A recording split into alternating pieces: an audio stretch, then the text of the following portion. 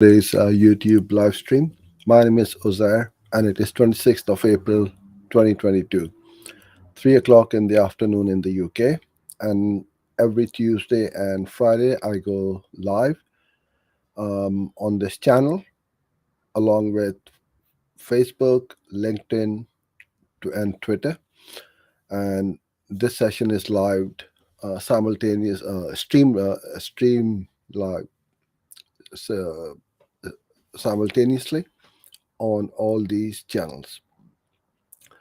So these sessions are all about Google Ads, YouTube ads, video marketing, online digital marketing, anything and everything to help you generate more leads or sales. I'm sent these questions on our YouTube channel, Facebook, by email and WhatsApp, and I collate them together and try my best to answer them for you. If you haven't sent any questions yet and would like me to answer any questions, then please put them alongside the video or below underneath the video. And I'll try my best to answer them for you towards the end of this session. So I've got a list of questions we can get started with. And I just want to make sure that everything is working fine before we get started. So everything seems to be working fine. Now you've got the link on the screen for our free Facebook group to join. It's a community for digital marketers and specially aimed at those who want to learn Google Ads. And if you are one of those, then please join in. In our group, we've got almost 600 members over there, and join the community. Okay, so we get started with our first question. So how to create custom columns? Good question. Best way would be to go into the interface and show you how to do that. So all you do is you go to campaigns, and then you go to columns. You can either modify or create a new one. So I've got a custom column set, which I can edit or I can modify. So I'll go over here, edit this one. And then you will see lots of these metrics. And along the bottom, you are going to see custom column. I'm going to zoom in a bit more so you guys can see this a bit better. Okay, I think that's better. Where were we? There you are. Custom columns. Click on it and then click the plus button. And you go to this pop-up window which says here, create a custom column. Let's say I want to create a custom column for cost per conversion. So I can call it CPA. You can put in the description cost per acquisition.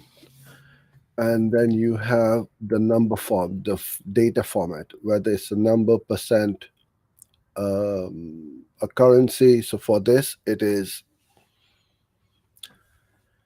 currency. And then I'm going to go into the columns. And so the formula for cost per conversion or cost per acquisition is cost divided by conversions. So cost is under performance. Now that's the only thing you will need to go through if you are not very familiar as to which metrics are hidden under which section. Then you'll have to go through each. Cost is over here. Cost, and then you click on divide that by. I have to enlarge it a bit more.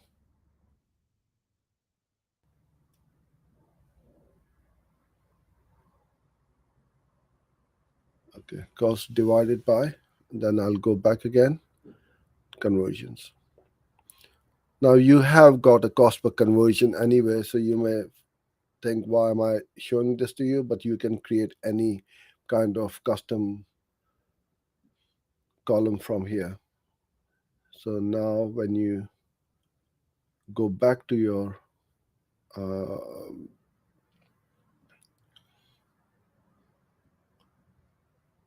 column set,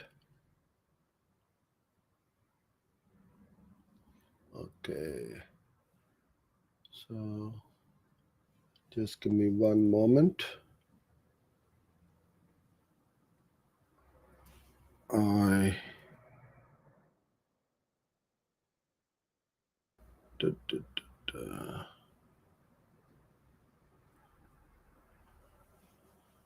Just need to go log back into that account. I think it's this one.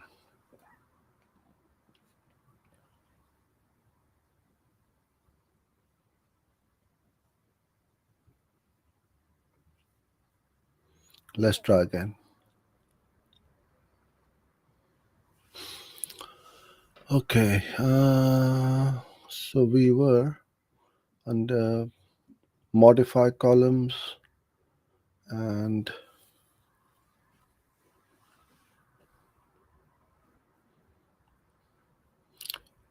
so in some accounts you will find that the custom column is somewhere else. Like over here, I was looking at the bottom, it's not there. You've got the custom columns, but you've got this blue button over there as well, which is the custom columns. It's the same thing. So you can say CPA. Let's do ROAS. The conversion value, which is, where is it gone?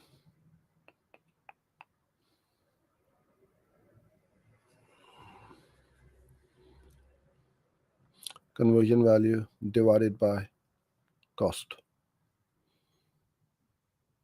under performance. And that is your ROAS. You can then put in a percentage, save it.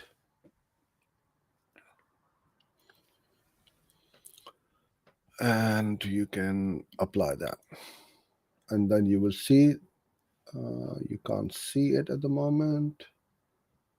And there you go. That's my ROAS. So you can go and create as many custom columns you may like. And using all this, you got this function one as well as to create a custom column with using these functions as well. But we don't use that a huge amount, but usually we use these ones to create our custom columns for CPA or cost per booked calls and so on. So hope that helps. Close that, go back to our doc. Okay. Hi, Jana. I've got your question. I'll come back to that towards the end. So if you have any questions, please keep putting them up and I'll answer them for you later on. Okay. What's the best way to A/B split test?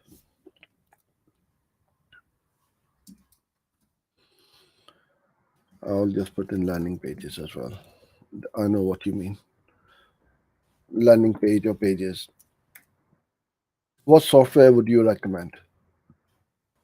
A/B split test is where you have two versions of the same page and you just have a very minor change on one of them so that it is a bit different. So the A/B split testing you can do with a photo on one page, a video on the other, headline one on one page, another headline on the other. You could have the call to action button, which could be one could be blue, one could be orange, and so on. So there's lots of ways you can split test. I did cover this a couple of weeks ago, but you're asking about the software. There are lots of these softwares available. Our favorite one, which we use, is unbounce.com. We've been using this for a long, long time. the most important thing for these software is the page speed, the page load speed. You got to make sure that it is um, lightning fast. So this is the paid one. The free one is Google Optimize. Like most Google products, this is also free of charge, but you just need to do a little bit of manual setup. Whereas in here, it is pretty much kind of like plug and play with all these paid softwares. ClickFunnels is another very popular one. This is also paid. Lead Pages, Go High Level. I'm not sure whether it does A/B split test or not, but I know we use Go High Level for our CRM, but I don't think we use the landing pages with them with Go High Level. We continue to use Unbounce for that. Uh, I need to check whether it does split testing or not. Um, there's quite a few more. I can't think from the top of my head, but these are the ones which I would go with if you are serious about split testing. You can start off with for free with Google Optimize, and then if you want to go with the paid version, they all start from around $100 per month. Okay. Uh, all right. Is there a use case for not using a third party tracking tool? There are obviously functions that you can't get without it, like listening and rating calls. So there is a trade off. When does it start to be worthwhile, in your opinion? You mentioned the figure of 20 calls the other day when we were scoping this out on our call. Okay. Russell, this question, I know what you are referring to. When you say third party tracking tool, you are not referring to a conversion tracking, but you are referring to a third party uh, call recording or call tracking tool. Yes, there are cases where you want the calls to be recorded. For example, if you're if you're getting calls and not conversions, then you want to listen into the calls as to how your sales team are answering the calls or not answering the calls. It could be the case because quite often we find that the receptionist or the person who is responsible for picking up the calls don't answer the calls, and obviously you um, lost that potential conversion or that client. So what you want to do is first of all work out how many calls a day or week you are getting. If you're getting a fair few, and if it's yourself who is answering these calls, then you know the quality of the calls. You know whether these are high quality calls or junk and they're time wasters, and then you can make certain decisions with regards to optimizing the campaign. The beauty with third party call tracking apps like CallRail or call tracking metrics is it will allow you to link that call to a certain keyword, campaign, ad group, and so on. So you can see whether this keyword is driving good quality or bad quality calls or not. So that is what I would look at. Um, you you can try these apps for on a free trial and see whether it's worth your while or not. I won't be able to tell you whether it is worthwhile or not because everybody has got is different. I don't know how many calls you are getting, but when I said that if it's 20 calls is where it's what the benchmark is, but don't take this as a gospel because it was just a number which I quoted before. It could be that one of these calls may be very important for you and you get a really big client. So try those their free trial, see which one you like or don't like, and use it for a few months and see if it works or not. But it's definitely something which is recommended if your business relies on phone calls only. So people like dentists, plumbers, locksmith, chiropractors, they rely on phone calls. Very few people are going to fill in a form and wait for somebody to call them back. They want to speak to somebody right now because they've got a big problem and they want that solution to that problem. So that's what I would recommend. Okay. I will list of keywords in an ad group. All right. So these are all exact match. Fine. All of these have been search terms generated from the keyword physiognomy. Okay, makes sense. Am I better to list them individually or leave it as it is, physio or just physiognomy? Is there a risk of competing against myself? No, you're not. You're not competing against yourself. And nowadays, what you want to do is to have the theme of these keywords, uh, the ad groups, tightly themed. So you want the intent to be same or similar. So I can see good physio near me, physical therapy near me, physiotherapist near me, physios near me. Okay. So these are all near me type of keywords, which is fine.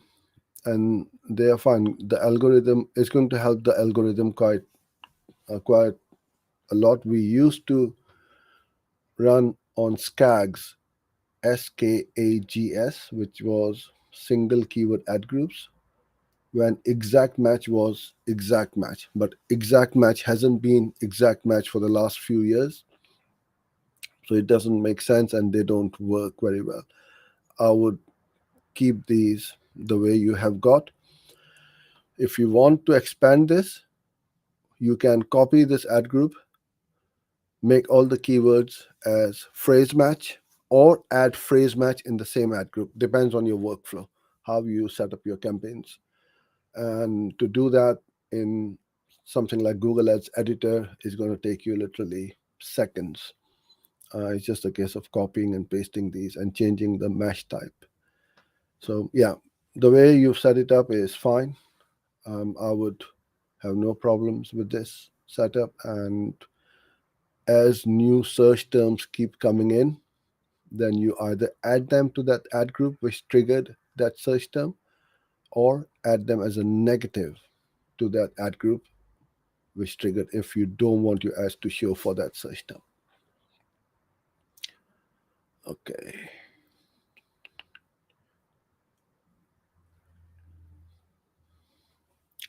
How many questions should be on the landing page? Okay, I'm not sure what you mean by how many questions. You should have the answers to those questions, I would imagine, because if somebody is looking for a solution to their problem, then they need answers. They've landed up on that page and they are looking for a solution to their problem.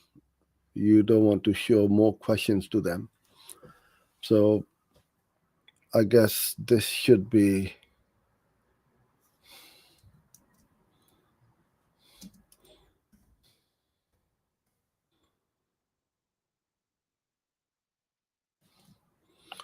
well, that's also not the right word, answers. I'm just trying to think what you're trying to ask me. Um, it could be that you are asking for a short form or a long form landing page. Which one works better? Both work better. Landing, not form, landing page. It all depends on what is your ask. If you're asking too much, i.e., if you're asking them to buy something, then you may probably need to go for the long form landing page. But if you're just asking for a name and email and you want to offer a downloadable PDF or a masterclass or a cheat sheet or something like that, then a short form is more than enough for those kind of landing pages. I personally tend to go with the short form pages. Very rarely do I go for a long form landing page because of the way I have created our funnel. And it all depends what your funnel is and what you are looking to ask from that person landing on that page. So I think that could be your question to me as to whether it should be a long form or a short form page. Should I keep phrase and exact keywords in the same ad group? As I said earlier on, it really depends on how your campaigns and ad groups have been set up. You can do both. You can keep them together or you can keep them separate. With separate, then you will need to keep, or you need to have a better workflow. Um, and what you should also do is if you are keeping phrase and exact separately, then all the phrase keywords should be as phrase negatives in the exact ad group so that you are sculpting the traffic. And that becomes a bit more complicated for most people because it is a fair amount of work as you keep adding more keywords to the ad groups. You then need to negate them out from the exact match, or the exact match keyword should be as exact negatives in the phrase, so the phrase don't trigger the exact match search term. So it really depends um, on your workflow and how you create them, but for sure you can definitely keep them in the same ad group. Okay, what would you recommend for optimizing DSAs? And DSAs are dynamic search ads, and these are one of my favorite ones because if they are set up properly and optimized correctly, they can really, really scale your campaigns and get you impressions, clicks, and conversions which you never thought before. So here's my handful of optimizing tips. So create dynamic search ad targeting groups rather than your user behavior. So you have got your targeting groups pre-built in the DSA when you're trying to set up the campaign. So do that. Then you exclude traffic you don't want to be captured by your DSA campaign. And this is particularly um, important for e-commerce stores. So any non what we call the non-money page or the non-transactional page, right? Where people are not buying anything. So pages like blogs, privacy page, terms and conditions, contact, about, you don't want them be indexed by the DSA campaign. So you can exclude them as negatives. And then only the product pages will be indexed. So any kind of non-transactional or non-money page on your blog, on your website, put them up as negative. So you exclude them from the DSA campaign.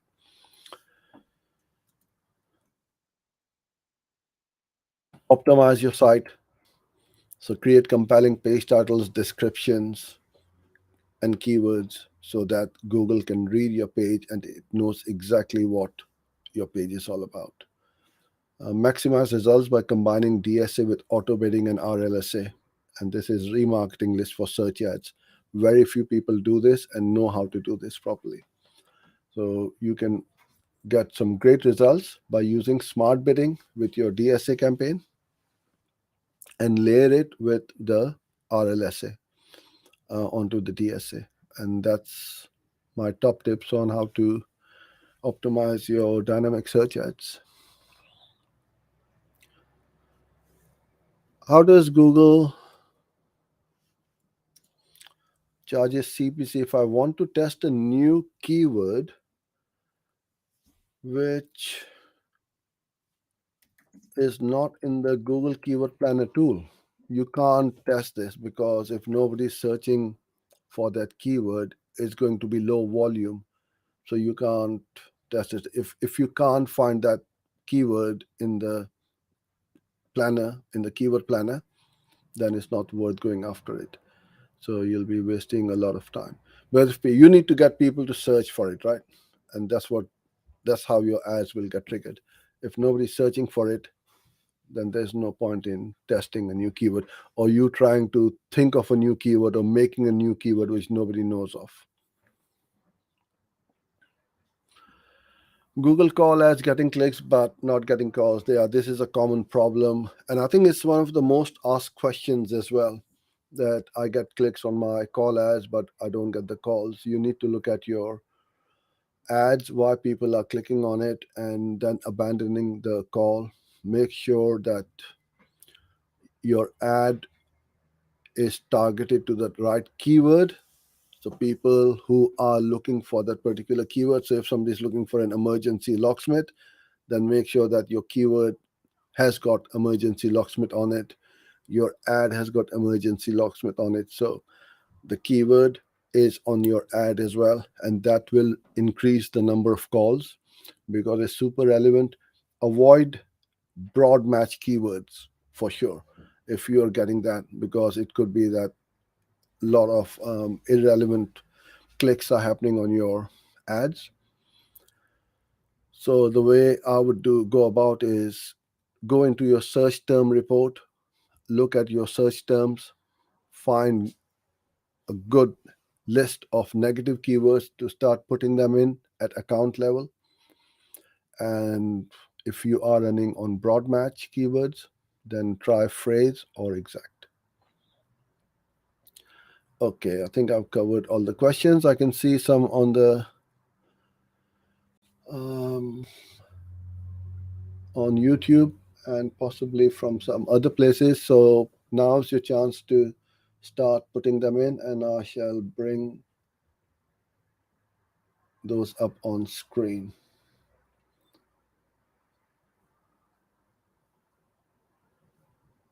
I also have a masterclass which you can join in and sign up, and it will tell you and show you how to turbocharge your uh, Google Ads campaigns using automations and workflows.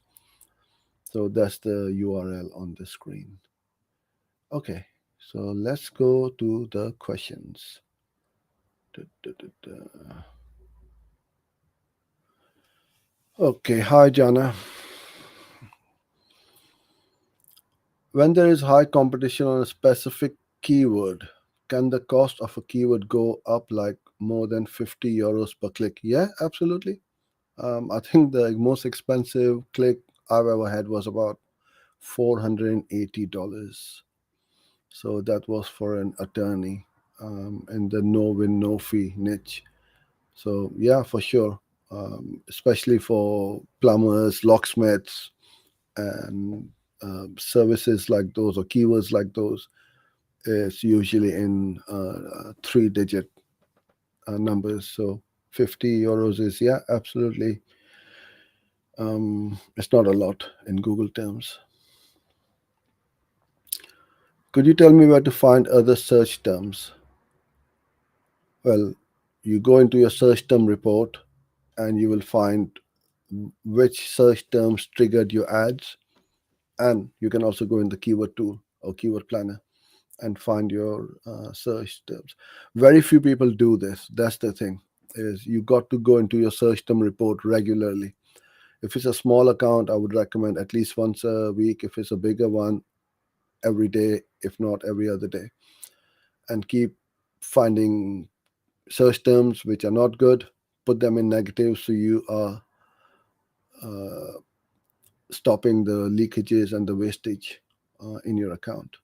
And over a period of time, you're going to have thousands and tens of thousands of negative keywords, which will make your account super optimized.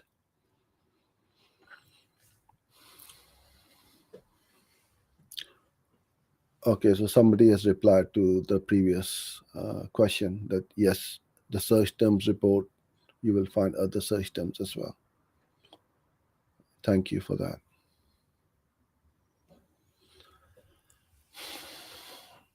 My call only ads are getting rejected even though phone number on subdomain and in ad is the same. Mm, so it probably is not due to the phone number. It could be some other reason. It could be something against Google's policies, or you may be using a trademark in the ad. It could be any number of reasons why your ads are being disapproved.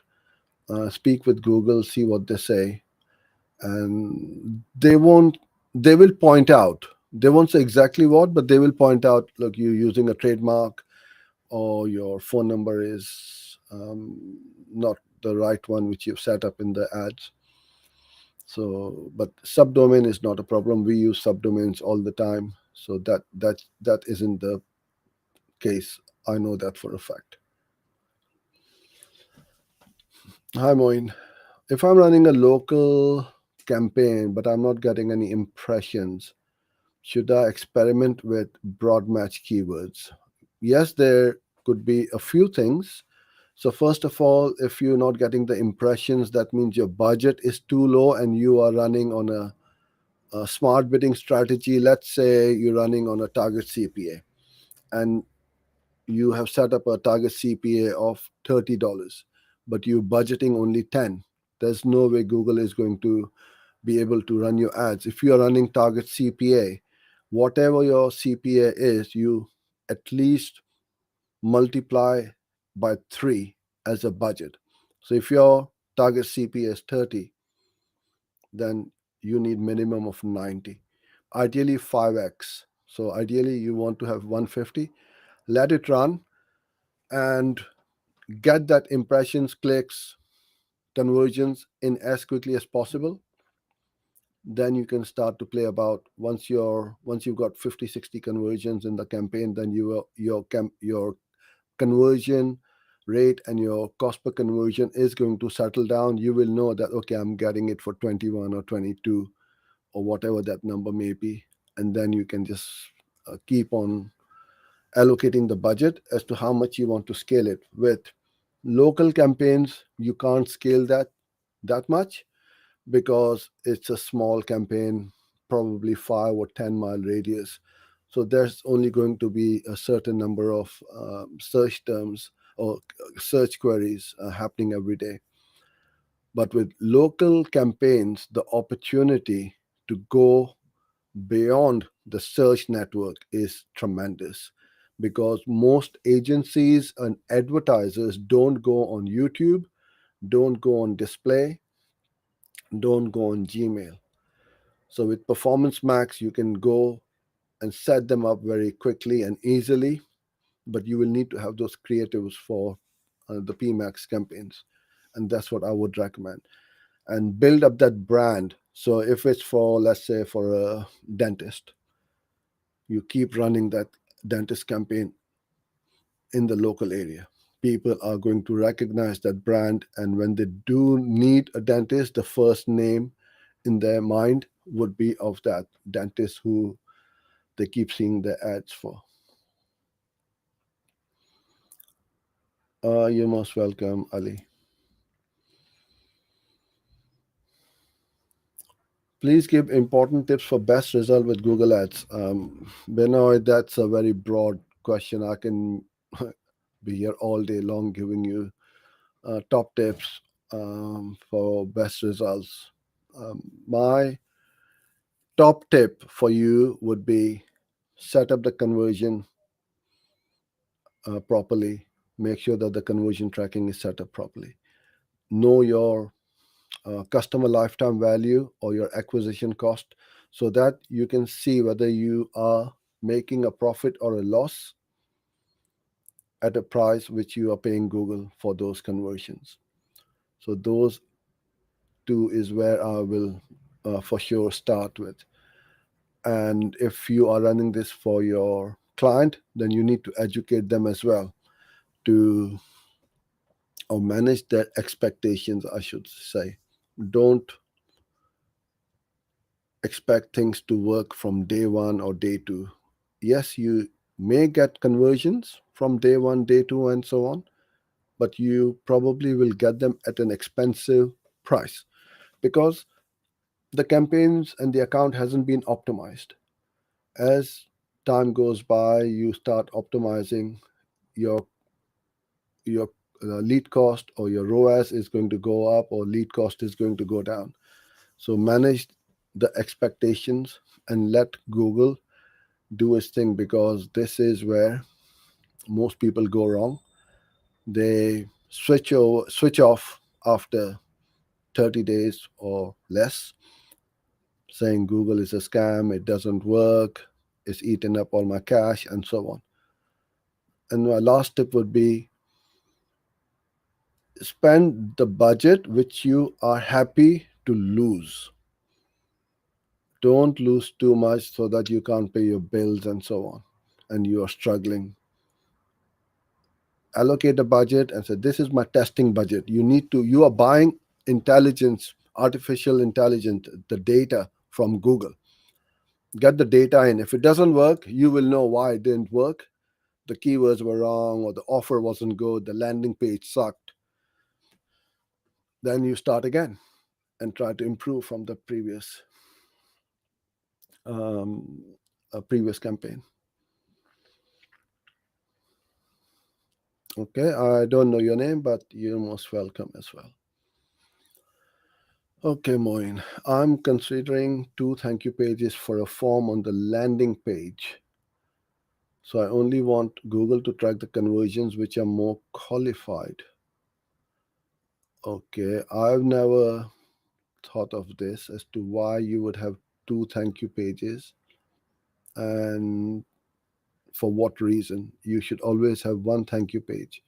If you want to track different offers or the different conversions, then have 2 separate landing pages. So then you can say, when I get leads from form A, which is on landing page A, or from form B on landing page B, these are the results. But and you won't be able to send, how would you direct the traffic between one and the other? So I don't know how you will manage that as well.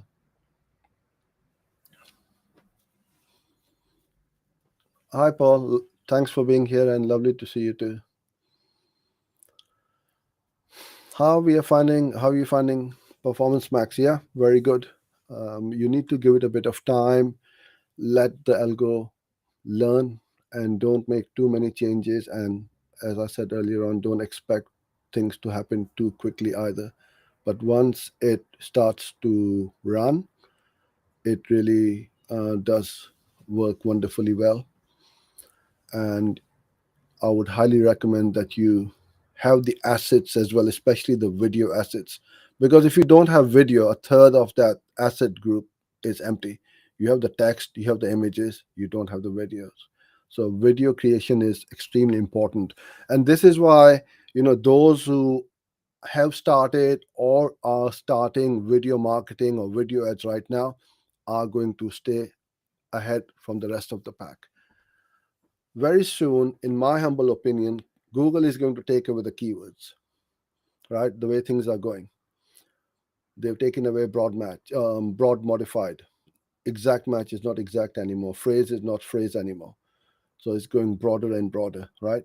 And eventually, Google won't need any keywords. They will know exactly who we are after, what we are looking for, and we are going to just target those audiences, which is fine as long as the algorithm works, and it works wonderfully well, especially with Performance Max. There are no keywords. With dynamic search ads, there are no keywords. Once you set it up properly, it works wonderfully well. So it's better for us because there's less work. Now, you might think, as an agency owner, freelancer, oh, I'm going to be out of my job very soon. Well, you will be if you don't evolve yourself. You need to think of new ideas. How can you stay in front of your competitors? So I started doing video marketing about 4 years ago. I wish I had done 10 years ago I started. But anyway, very few agencies are doing video marketing. I can count them on one hand. Are doing these live streams, are uploading videos regularly. And those who are doing this will stay ahead. Now, with video, you need to be creative. You need to learn how to create these videos, which you can then upload, test, and optimize, right? I have more time to focus on creating the creatives rather than messing around with the keywords. So, for me, it's going to be even better if we get rid of, or Google gets rid of keywords. We have one less hassle, one less thing to worry about. Which keywords, how many keywords we should have, which match type, shall we put them in the same ad group, shall we keep them separate, how we use negative keywords, and so on. All of that is going to disappear. And all we do is just keep on focusing on the creatives and the landing page experience, which very few people look at, because all the blame goes on Facebook and Google. Oh, they don't work. I set it up properly. I use exact keywords. I did split testing. I wrote different ads and so on. But they don't look at what's happening on the other side. Running ads is one part of the equation. The other one is where where those take that visitor to that landing page. So you need to do that as well. Look at everything, the whole landscape, not just Google Ads. Okay, so hope that helped. All right. Hi, Prashant. Can you please explain about bounce rate? Okay, so when somebody lands on a landing page, they either take certain actions which you want them to take, or they click on to go to another page on your website, or they just completely bounce off your website. So that's what it means. If you're going to ask me what's a good number or a best number for bounce rate, there is no such thing. Just like there is no such thing as a best conversion rate or a click-through rate either. Because if I'm driving somebody to my landing page and they take the call to action which I want them to do. So let's say my call to action is for them to opt into my webinar, and they've done that. The job of that landing page has been done. It has done its job of converting that person into a subscriber, right? Or a lead. I don't want them to go and visit another 10 pages. So even if my bounce rate is very high, I have got the result which I want them to do. So this is what it means, is to how many people come through to your blog. So if you're driving traffic to a blog, let's say, I would want the bounce rate to be low, because then I want them to visit other blog posts, other pages, about me page, pricing page, contact page, and so on. So in that case or scenario, I want my bounce rate to be as low as possible. Because if they land on my blog post and then they keep bouncing off, that tells me that my content is not good. They don't like what they see, or I'm attracting the wrong traffic. But on the other side, where I'm just sending them to a dedicated landing page and just asking them for that email, as long as I keep getting that email, I don't care whether they bounce or not. The bounce rate can be as high as it can be, but it really won't bother me one bit. Okay. Do you see any benefit to use GA4 over standard analytics? Well, Universal is going to be finished by next year, so we will all have to go. So we'll have to live with it. And we've started to switch over to GA4. And yeah, as long as it tracks everything, it doesn't matter whether they're it will work. And I think it's a lot better from the user interface point of view, I haven't been working on it a lot. My team have been. So I'm not the best person to talk on GA4 right now, but I will be in the next few months because I will have to learn it as well. But yeah, we won't have any options. We will have to go over onto GA4 from next year. Okay, Umair, are single keywords ad group strategies working well nowadays? No. So this is what you're referring to as SKAGs, single keyword ad groups. It doesn't. We have stopped working on these for about 3 years now, if not more. From the time when the exact match weren't exact match anymore. So it is complete waste of time to create SKAGs, and it's just too much work. That's what I would say. So I wouldn't bother. Group them together because the algorithm needs more data, right? Group them together, keep them just like as I showed you earlier on. And with the example of the physios near me, physiotherapists near me, theme them properly, group them together, and you should have good results and less work. Okay, I think I've covered pretty much all the comments and questions. So brilliant. So thank you so much, everyone, for being here. Thoroughly enjoyed your questions. Keep them coming through. Join in our Facebook group for sure. It's a great little community which we have started to build up, and you will meet other like-minded professionals as well. So till Friday, I'll be back at same time, 3 p.m. UK time. So till then, stay safe and all the best.